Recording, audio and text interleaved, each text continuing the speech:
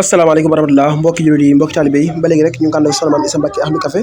fii nga xamante ni moo di résidence Khadim Rassoul ci premier jour ci weeru koor gi édition 2025 ba léegi rek nga gisoon commission bi nga xam ne ñoo wàllum pain bi ci njiital sunu yaay Soxna Lawa ak Soxna Lawbe Mame Issa kon xam na nag moom commission bi ñoo yor li nga xam ne moo di wàllum mburu mi ginnaaw nga xam ne ba ñu daggee ba noppi rek ñoom ñooy soos waaye nag distribué ko ci li nga xam ne moo di site yi ñoom bu soosee ba noppi rek ba dagg dañ ko jébbal ki nga xamante ni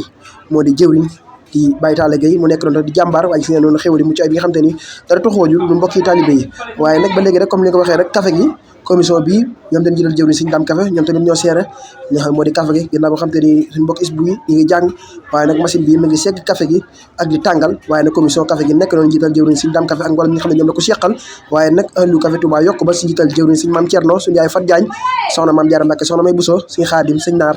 ñoom tamit ñoo faree fi nga xam ne moo di ahlu yokk ba bu ñu ko xëy xel yëpp dem si jumaa ja waaye nag kon xam ne daaw ak ren ñu nekk kër Sëñ Touba bi xam ne moo ne si jumaa ji dee nag soxna Mame Issa Mbacké Ahlu Café gis nañ bokk talibé di toog ndànk-ndànk di tiim seen kaas waaye nag tiim seen tàndarma ak li nga xam te ni moom la baaxu ci ndogu ñu soxna May Bousso nekk noonu di jàmbaar waaye nag dem nag soxna Mame Diarra Mbacké dèjà ñoom xam ne ñoo jëwriñ fi nga xam ne moo di ahlu café Touba yokk ba ñoom tamit kenn dem ñu des ñu den ak sunu yaay soxna Fatou Touré ku ne xam ne tey ji moo aaye ci premier jour bi waaye den ak soxna su sàll gis nañu tey ñi ay jàmbaar ñoom tamit dañuy dimbali soxna ci lu bëree bëri kon ñu def leen du ànd ak yéen war leen li nga xam ne moo di lali rek macha allah ba léegi rek ñu ko ànd ak soxna Mame Issa Mbacké Ahlu Café bindum sëriñ Modou Fatou Cheikh Massamba ci premier jour édition 2025 gis noonu rek mbokki talibé ñu ngi ñëw ndànk na kon xam ne waxtu wu néew moo ci incha allah ngir ñu amal li nga xam te ni moo di dog bi waaye mbokki talibé ñu ngi dugg si di toog ci lal yi di taaxeelu li nga xam moo di waxtu bi incha allah ngir ñu amal li nga xam ne moo di dog bi di ñaanal baax a baax soxna Mame Issa Mbacké Ahlu Café bindum sëriñ Modou Fatou moom Cheikh Massamba nga xam te ni mu jàmbaar la te it nag ku ne xam ne ne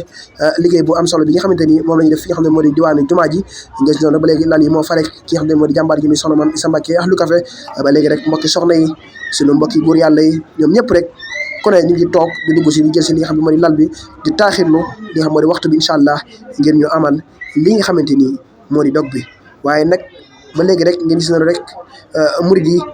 mbokki talibé yi ñëpp rek ku ne toog ci lal yi di taaxirlu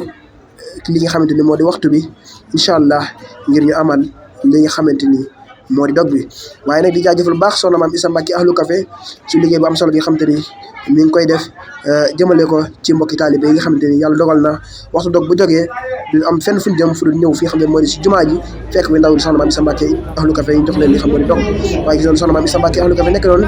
di laal yoon dese de Sarsara jàmbaar yi soxna Mame Diarra Bousso bi ñu ngi koy ñaanal baax a baax yàlla nga xam ne dara tawul ko mu yàggal ko fi gën ko may xéewal ndax ku ne xam ne ne liggéey bii da si ñaq saa su ne dooleem du ko fekkee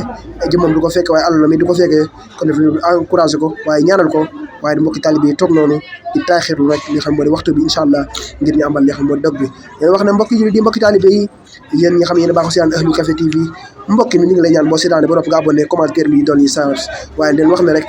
képp nga xam ne ni liggéey Sëñ Tuubaa ñor na la te nga am ci addi bi nga xam mën nga fee dugal rek boo war ci numéro bi 77 141 90 17 incha allah dina mën a agsi bu soobee yàlla dina jëwri si Abdoulaye Dieng nekk noonu tamit di jàmbaar waaye mbokki talibé rek nekk noonu di taaxirlu nga gis noonu couloir bi mel ni lal li fees na waaye mbokki talibé ñu ngi toog ci couloir di tax li xam moo di waxtu ndog bi incha allah nga doon ñu amal li xam moo di dog bi rek macha allah